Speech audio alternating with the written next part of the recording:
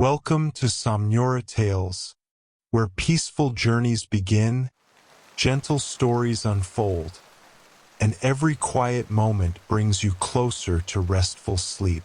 Take a slow breath and let every story become a dream.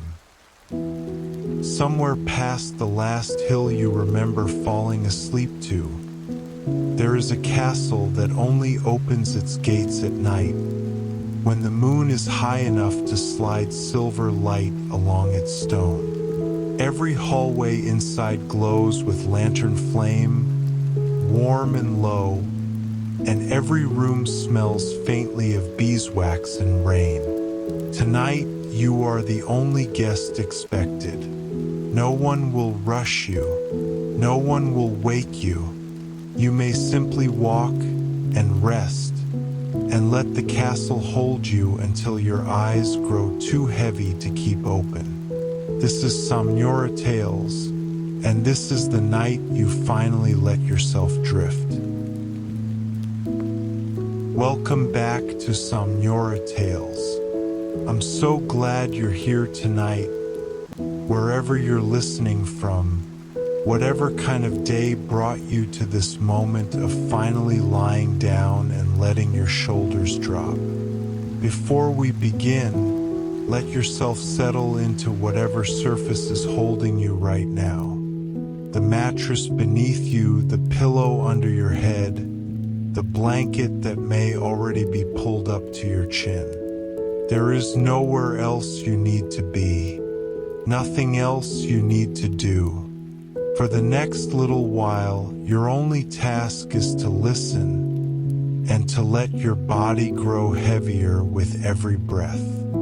Take a slow breath in through your nose and let it fall back out, unhurried, like a wave sliding back off a quiet shore. Feel your jaw loosen just slightly, the way it does when you finally stop holding a thought in your mouth. Let your shoulders drop an inch further than you thought they could. Let your hands go soft and open, resting wherever they are, fingers uncurling one by one. There is a kind of stillness that only comes at night, and you are allowed to have all of it. Tonight, we are going somewhere very old and very kind. A castle that exists only in the hour between waking and dreaming, tucked into a valley called Lantern Hollow, where the windows are always warm and the halls are always quiet enough to hear your own breathing. You don't need to remember any of the details. You don't need to follow anything closely. You can simply let the images drift past you the way clouds drift past a window, and if your mind wanders or your eyes close or you miss whole minutes of the story, that is not just allowed, that is the entire point. This story was built for you to fall asleep inside of, not to finish. So settle in. Pull the blanket a little higher if you'd like. And when you're ready, let's walk together toward the gates of the Moonlit castle. You find yourself walking along a narrow dirt road that winds gently downhill. The kind of road that has been walked so many times over so many years that the ground beneath your feet has softened into something almost like velvet. It is late evening, the sky the deep blue-violet of a day settling peacefully into night, and above you the first few stars have begun to appear, scattered loosely across the darkening ceiling of the world. The air is cool against your skin, carrying with it the mineral scent of a coming rain, and somewhere far off you can hear the low, comforting rumble of thunder that never quite arrives, content instead to murmur at the edges of the valley. On either side of the road, tall pine trees rise in loose, unhurried rows, their needles hushing softly whenever the breeze moves through them, releasing a scent of green resin and cool bark that seems to settle directly into your chest with every breath. You notice how your pace has already slowed without your deciding it should, your steps falling into an easy, unbothered rhythm, as though your body already understands that there is no reason to hurry here. Ahead of you, at the bottom of the gentle slope, you begin to make out a soft golden glow rising above the tree-line, warm and steady, the unmistakable light of many lanterns burning at once. You feel a small, quiet curiosity stir in your chest, not the sharp kind that pulls you forward too quickly, but the slow, comfortable kind that simply makes you glad to keep walking. The road curves once, twice, following the natural fold of the land, and each time it does, the golden light grows a little larger, a little closer, until finally the trees part and you see it in full for the first time. The castle of Lantern Hollow, rising from the valley floor like something that grew there rather than something that was built, its pale stone walls catching the last violet light of the sky while hundreds of small lantern flames flickered gently behind its many windows. The castle's outer wall is lower than you expected, made of rounded river stones stacked with such care that no mortar seems necessary, and ivy has been allowed to grow along its length in soft, unhurried patches, dark green leaves trembling slightly whenever the breeze passes over them. The gate itself stands open, as it always does at this hour, two tall wooden doors pushed back against the stone, their surface worn smooth by generations of hands and weather, the grain of the old wood visible beneath a warm coat of oil that makes it gleam faintly in the lantern light. Beside the gate hangs a single brass lantern, larger than the others you noticed from the road, its glass panes slightly fogged with age, casting a soft amber circle onto the ground below that seems to invite you forward rather than announce your arrival. You step through, and immediately the air changes, growing warmer, carrying now the scent of wood smoke drifting from some unseen chimney, mixed with something sweeter, perhaps bread baking, or honey warming slowly near a low flame. The courtyard beyond is quiet, paved in flat gray stones smoothed by centuries of footsteps, with a few low benches arranged near a small fountain that trickles softly, its water catching threads of lantern light as it falls. You notice a cat, sleek and gray, curled comfortably on one of the benches, one eye opening lazily to observe you before closing again, entirely unconcerned, as though your arrival was expected and entirely unremarkable. There is no one else in the courtyard, and yet you do not feel alone. The castle seems to hold a kind of presence in its stones, a patient, watching warmth, like a house that has welcomed so many tired travelers that it has learned exactly how to make a person feel unhurried. You cross the courtyard slowly, your footsteps soft against the old stone, and ahead of you a smaller door stands open, golden light spilling from it in a long, warm rectangle across the ground. Stepping through the smaller door, you find yourself in a wide entrance hall with a ceiling so high it disappears into soft shadow above the reach of the lantern light, though the shadow itself feels gentle rather than empty, like the dark space just above a candle flame. The floor here is made of large flagstones, each one slightly uneven beneath your feet, worn into soft dips at their centers from centuries of quiet footsteps, and a long woven rug runs down the middle of the hall in muted shades of rust and deep green, its pattern half hidden beneath the low light.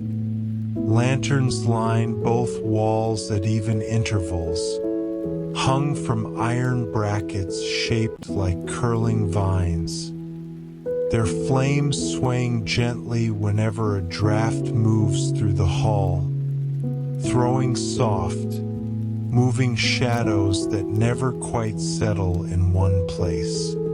You notice the walls themselves are built from the same pale stone as the exterior, though here they are hung with old tapestries depicting quiet scenes. A field of wheat swaying under a full moon, a small boat resting on a still lake, a group of deer standing calmly at the edge of a forest clearing.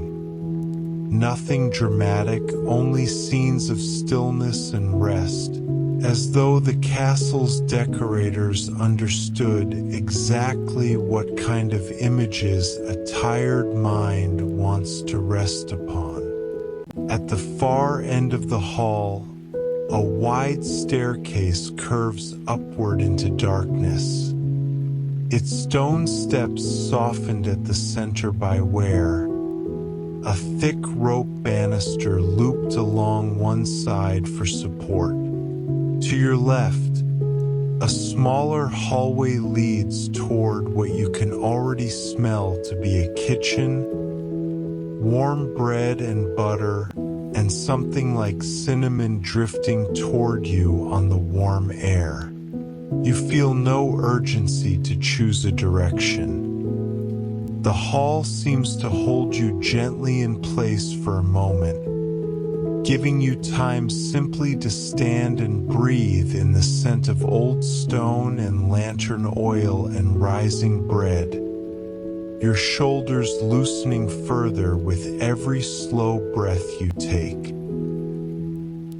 Following the scent of bread, you turn down the smaller hallway and soon find yourself standing in the doorway of a large kitchen, warm and dim except for the orange glow spilling from a wide stone hearth built into the far wall, where a fire burns low and steady beneath a blackened kettle.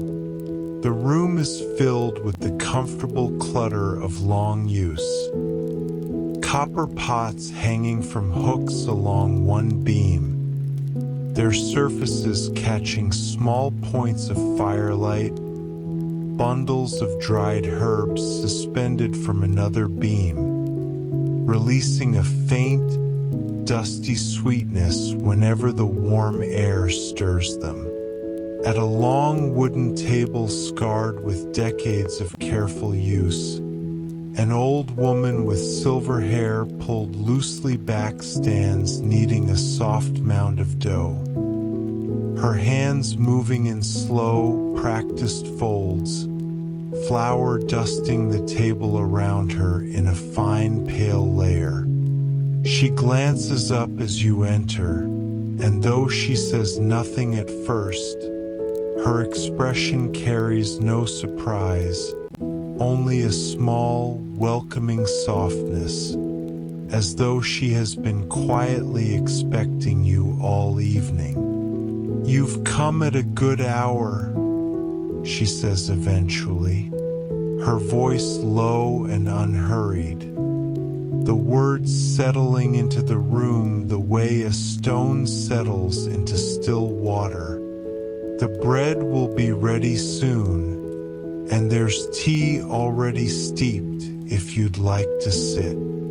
She gestures with a flour-dusted hand toward a low bench near the hearth, and you find yourself moving toward it without hesitation, grateful for the invitation.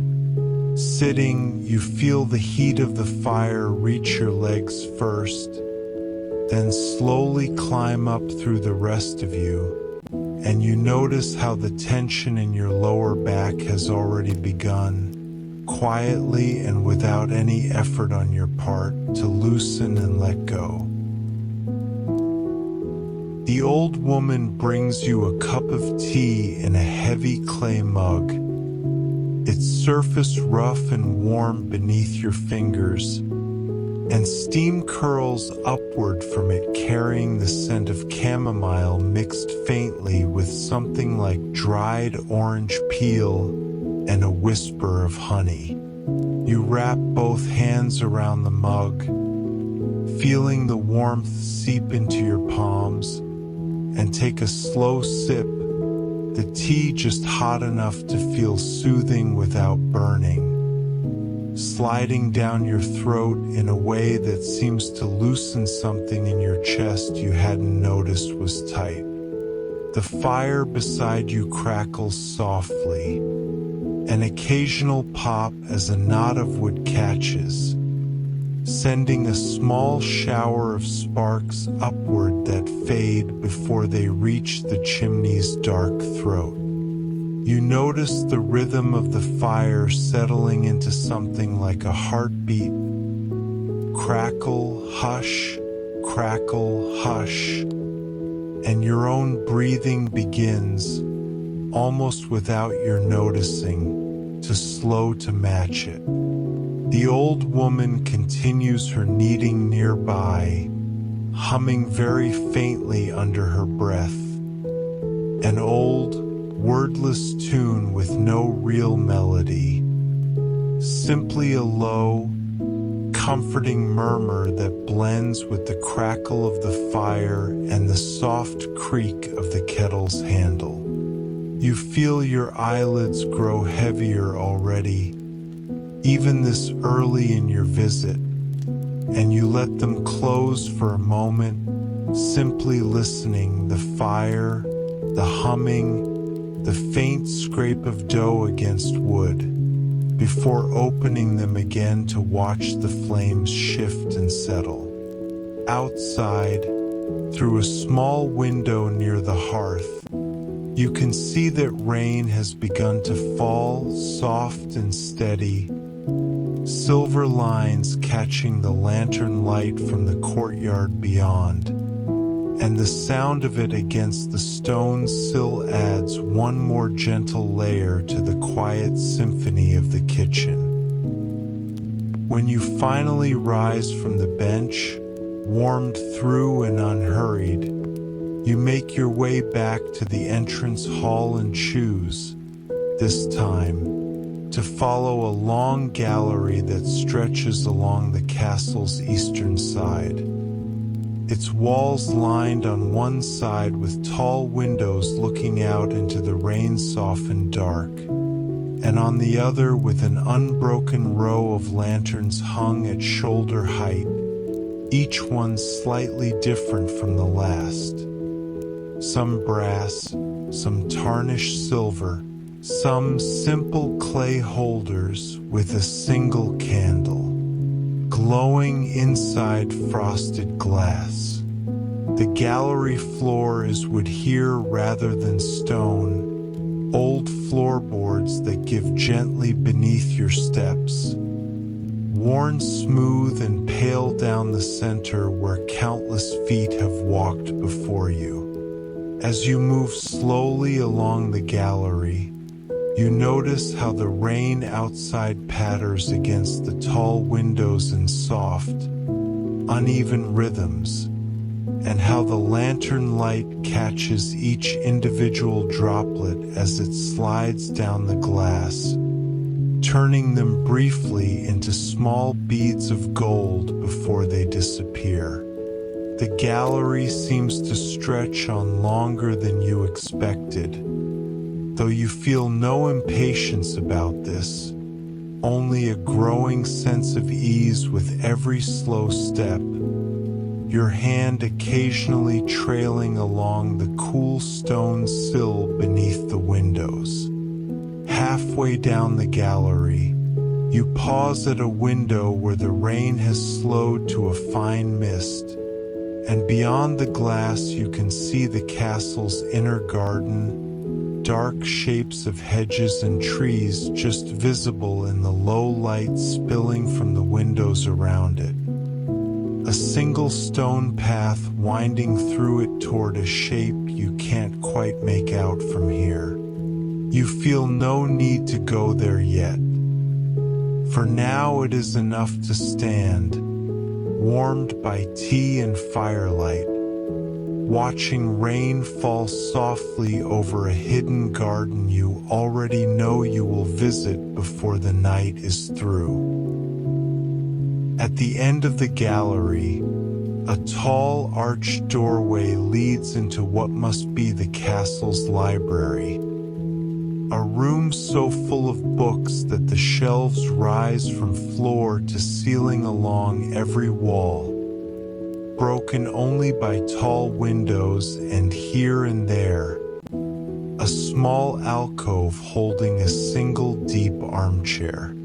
The air in the library smells distinctly of old paper and leather bindings, a dry, warm scent layered faintly with dust and something like vanilla, the particular smell that only very old books seem to develop over many decades of quiet shelving.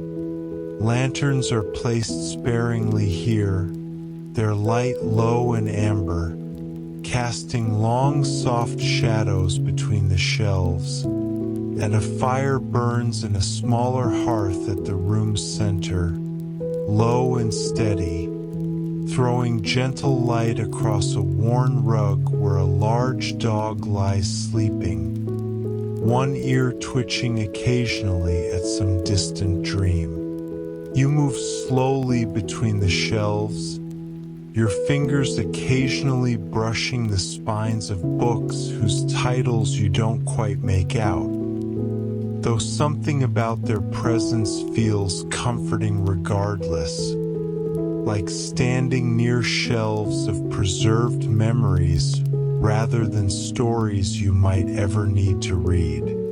In one alcove, you find a deep armchair upholstered in soft, worn velvet, positioned perfectly to catch both the warmth of the fire and the light of a nearby lantern, and beside it, on a small round table, sits a single book left open, as though someone set it down only a moment ago to rest their eyes.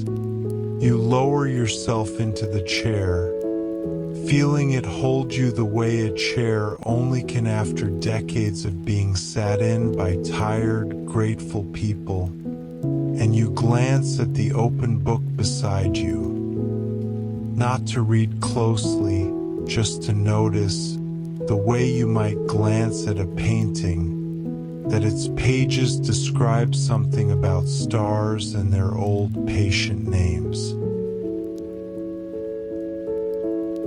As you settle further into the armchair, you notice a leather journal tucked half beneath the open book, its cover soft and cracked with age, a thin ribbon marking a page somewhere near its middle.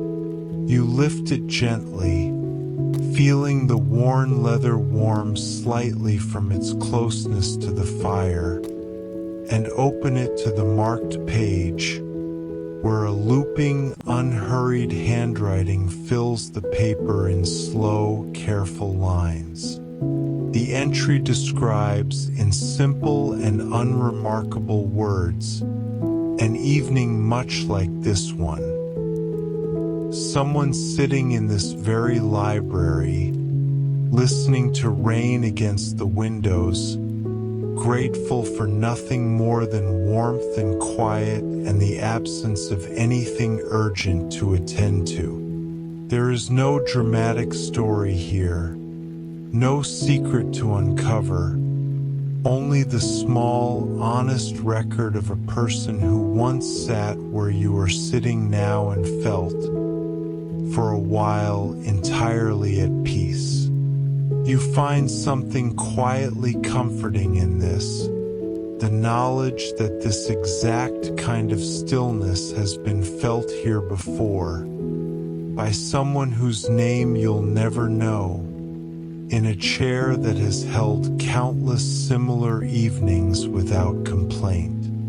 You set the journal gently back in its place, careful not to lose the ribbon's mark, and instead simply lean back into the chair, letting your eyes half close as you listen to the fire crackle and the rain continue its soft rhythm against the tall windows.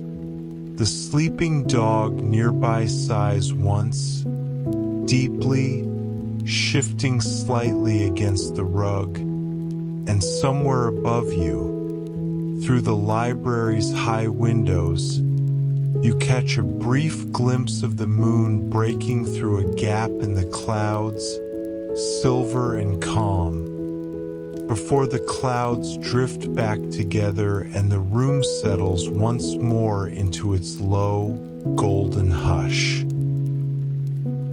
A soft rustle of feathers draws your attention gently toward the nearest window, where a small owl has landed on the outer sill, its round eyes blinking slowly in the lantern light spilling from inside the library. Its feathers are a mottled gray-brown, speckled like old bark, and it tilts its head slightly as it regards you, entirely unbothered by your presence, as though owls and readers have shared this particular window for as long as the library has stood. You watch it for a while, its chest rising and falling in slow, steady breaths, occasionally ruffling its feathers against the light mist still falling outside, and you feel a small, warm amusement at how unhurried it seems, how comfortable in its perch despite the damp night air. After a while, it turns its head fully around, surveying the dark garden behind it, then turns back to you once more before settling its wings closer against its body, apparently deciding to stay a while longer on its warm, lantern-lit perch. You find your own body settling further into the armchair as you watch it, your breathing slowing further to match the unhurried rhythm of the room, and you notice how heavy your eyelids have become, how easily they want to close now between each slow blink. The fire nearby has burned down to a low bed of glowing coals, casting a dimmer, redder light across the room than before, and the library around you feels smaller now, cozier, as though the shadows have gathered in closer to hold the warmth near the hearth. Somewhere above, through the tall windows, the moon has climbed a little higher, its light growing slightly brighter as the clouds continue to thin, and you feel, without quite knowing why, a growing sense that the night itself is beginning to slow down alongside you. Rising eventually from the armchair, you notice something you hadn't seen before. A narrow gap between two tall bookshelves near the library's back wall, just wide enough for a person to slip through sideways, leading to a small hidden room you hadn't known was there.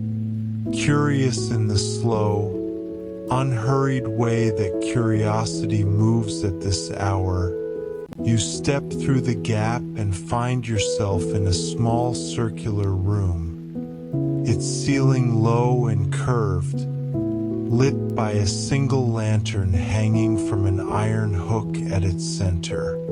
The walls here are lined not with books but with old maps, their parchment yellowed and soft-edged, depicting places you don't recognize. Winding rivers, small villages nestled in valleys, coastlines marked with careful, faded ink.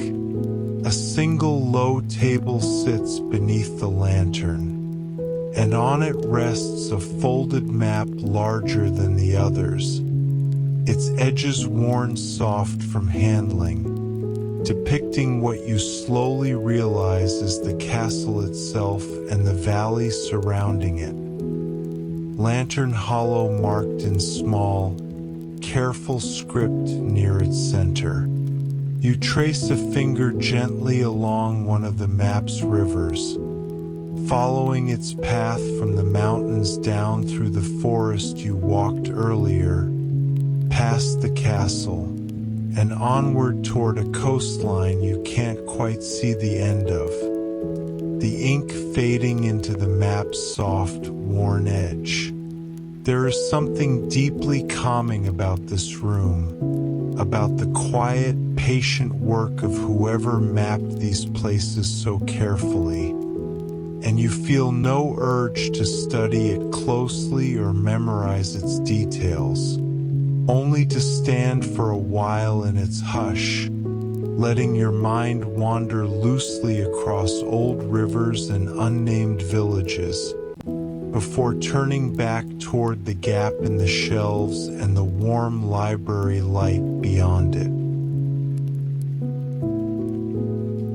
Leaving the library, you find your way back through the gallery and out through a small side door into the castle's inner garden, where the rain has finally stopped entirely, leaving the air rinsed clean and cool, carrying the mineral scent of wet stone mixed with the greener smell of damp leaves.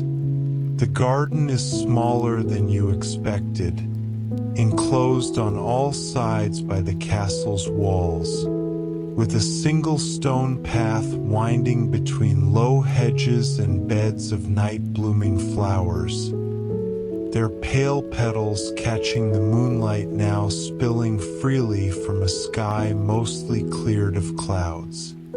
You walk slowly along the path, your shoes leaving faint damp prints on the stone, and you notice how the moon, nearly full, hangs directly above the garden's center, its light silver and soft, catching on droplets still clinging to leaves and turning them briefly into small points of quiet brilliance.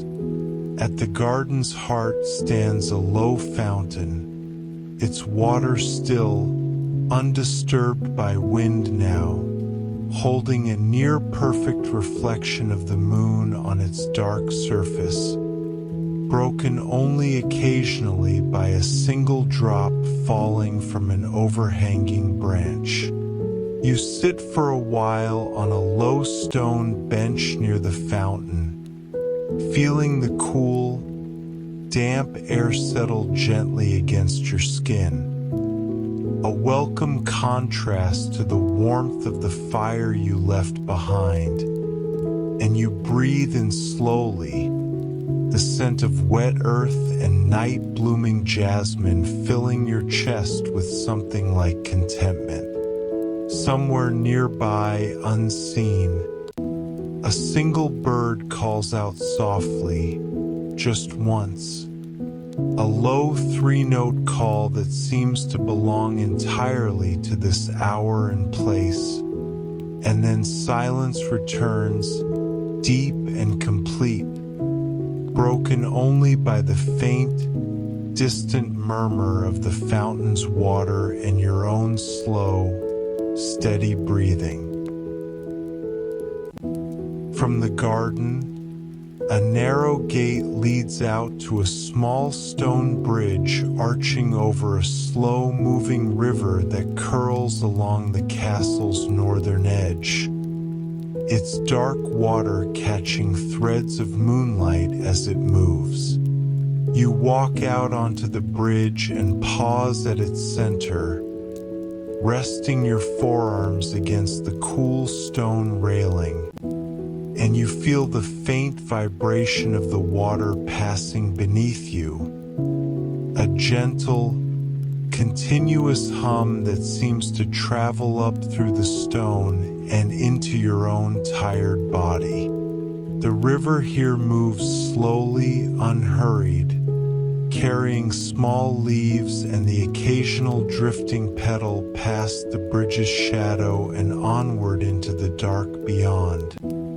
And you find yourself simply watching them go, one after another, without any real thought beyond the quiet pleasure of watching something drift so peacefully.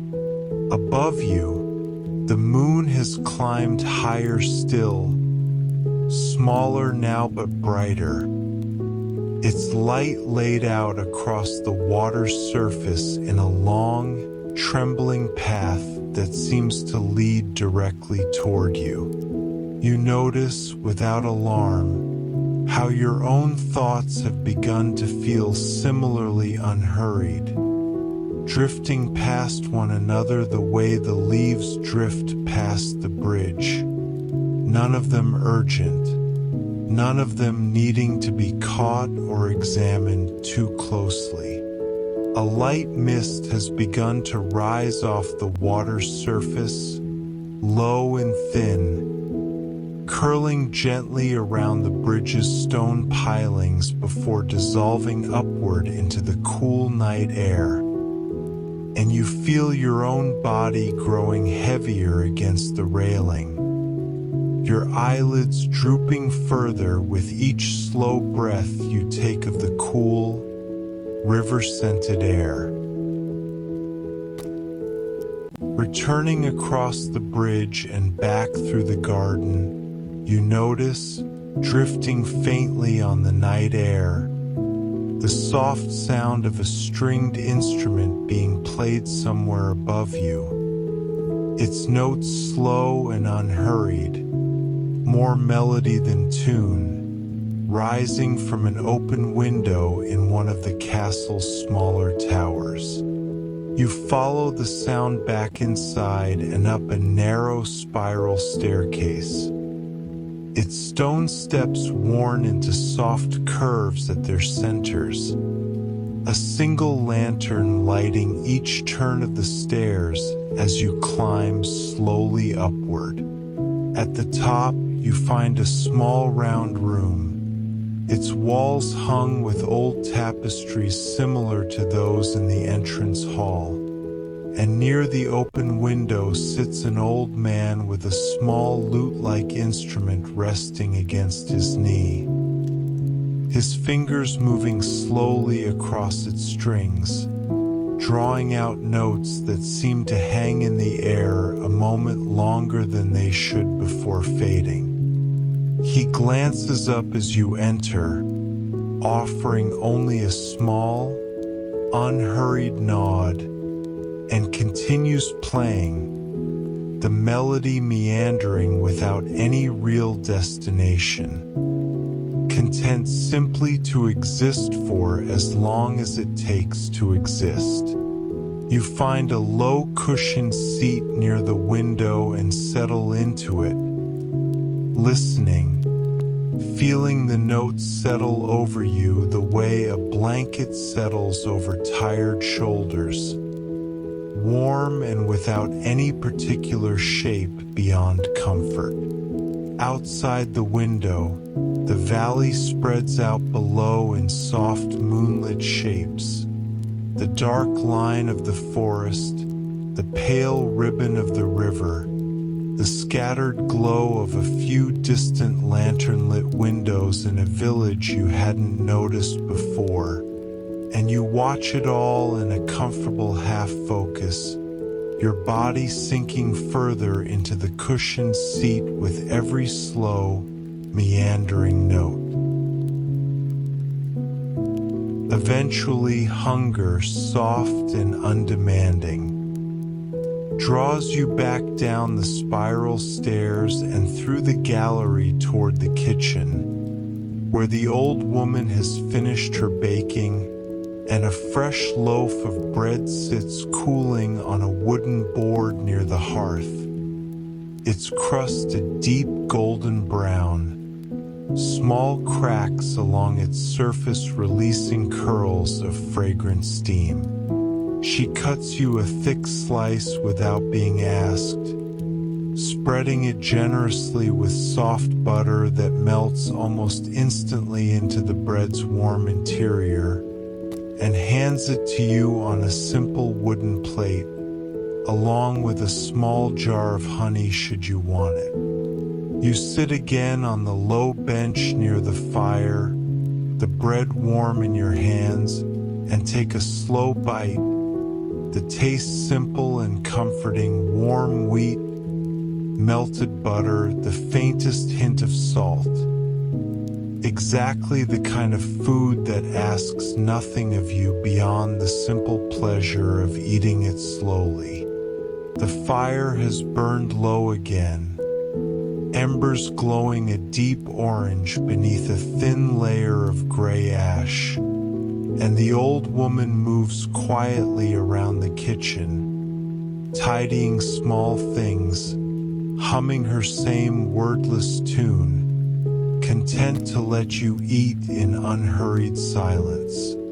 You notice how full and warm your body feels now, how heavy your limbs have become, settled deep into the bench, and you find yourself chewing slower and slower, savoring each bite longer than the last, in no rush at all to finish.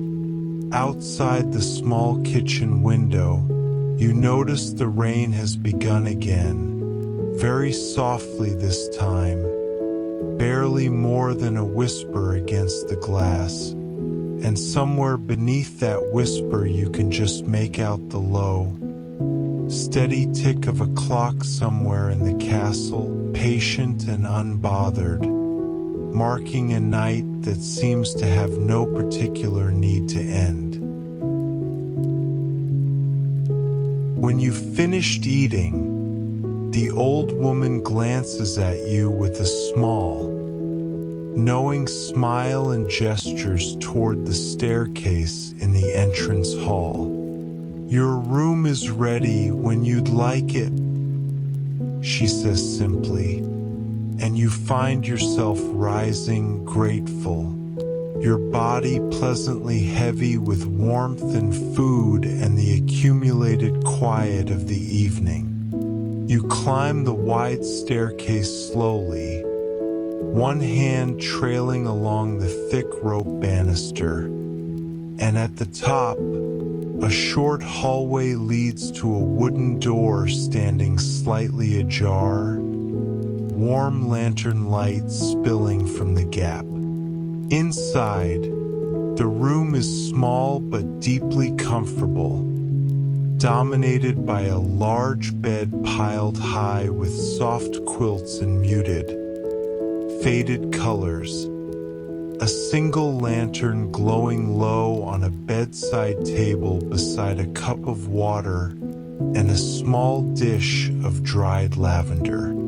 A fire has already been laid and lit in a small hearth against one wall, burning low and steady, casting soft moving shadows across the room's stone walls, and a window nearby stands slightly open, letting in the cool night air along with the faint, steady sound of rain falling softly outside.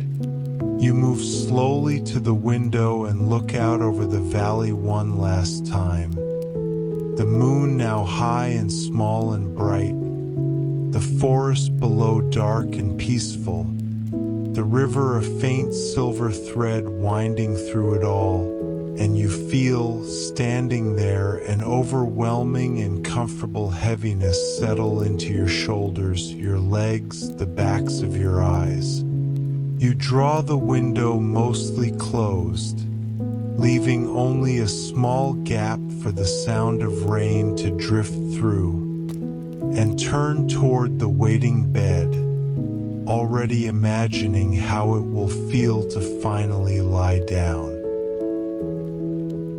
You pull back the heavy quilts, feeling their weight and softness beneath your hands, and lower yourself onto the bed, the mattress accepting your body with a slow, gentle give, as though it has been waiting all evening specifically for you to arrive. You draw the quilts up over your shoulders, feeling their warmth settle around you almost immediately, layered and soft, smelling faintly of lavender and clean linen and the particular scent of a room that has been warmed by a fire for hours. Your head sinks into the pillow, and you feel the tension you've been carrying all day. Tension you may not have even fully noticed until this moment. Finally begin to release from your neck, your shoulders, the small muscles behind your eyes. The fire nearby continues its low, steady crackle, and the rain outside has settled into a soft, even patter against the mostly closed window.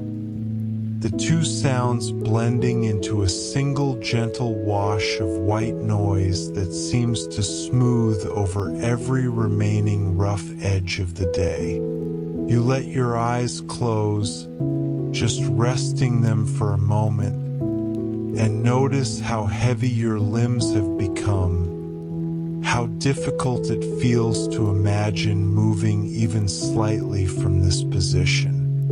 Somewhere below, faintly, you can still hear the old woman humming her wordless tune as she finishes her evening tasks. And somewhere further below that, the distant, patient tick of the castle's clock, marking time that no longer seems to matter very much at all. As the night deepens further, the castle around you begins, gradually, to settle into an even deeper hush, its lanterns burning lower one by one as the hour grows later, their flames shrinking to small, steady points of gold rather than the fuller light of earlier evening. In the library below, the fire has reduced itself to a soft bed of embers, and the sleeping dog has curled tighter against the cooling hearth, one paw twitching gently in some far-off dream. In the kitchen, the old woman has finished her tasks and extinguished all but a single lantern, leaving the room in warm shadow, the kettle silent now, the bread wrapped carefully for morning. In the tower, the old musician has set his instrument aside, resting his hands quietly in his lap, listening instead to the rain, content to let silence finish what music began. Outside, in the garden, the moon continues its slow climb, smaller and higher now. its light growing gentler as thin clouds drift occasionally across its face, softening its glow into something like the light behind closed eyelids. The owl on the library windowsill has tucked its head beneath one wing, asleep at last, and even the river beneath the stone bridge seems to have slowed its pace, its current barely a whisper against the old stone pilings. Everywhere in the castle, small lights are dimming, small sounds are quieting, and the entire building seems to be settling room by room into the same deep, unhurried rest that has already begun to claim your own heavy, quilt-wrapped body. Lying beneath the heavy quilts, you notice how your breathing has slowed to match the soft, even rhythm of the rain still falling outside your window, each breath drawn in slowly, held for a moment, then released just as slowly, mirroring the gentle patter against the glass. Your body feels heavier now than it has all evening, sunk deep into the soft mattress, wrapped in warmth, every muscle from your jaw to your toes finally given full permission to let go of whatever small tension it had been holding. The fire in your room has burned down to a low, steady glow, casting only the faintest orange light across the ceiling, and you find your eyes drifting closed for longer stretches now, opening only briefly between each slow, heavy blink. Somewhere in the depths of the castle, a door closes softly, or perhaps it is only the wind, or perhaps it is nothing at all, only the last small sound of a building settling into its own version of sleep. You feel entirely safe here, entirely held, the way only the most familiar and trusted places can make a tired body feel. And you notice distantly that you no longer feel any need to keep track of where you are in the castle or what time it might be or what tomorrow might bring. There is only this room, this bed, this quilt, this rain, this slow and steady rhythm of breath that no longer feels like something you are doing on purpose, but simply something that is happening gently on its own.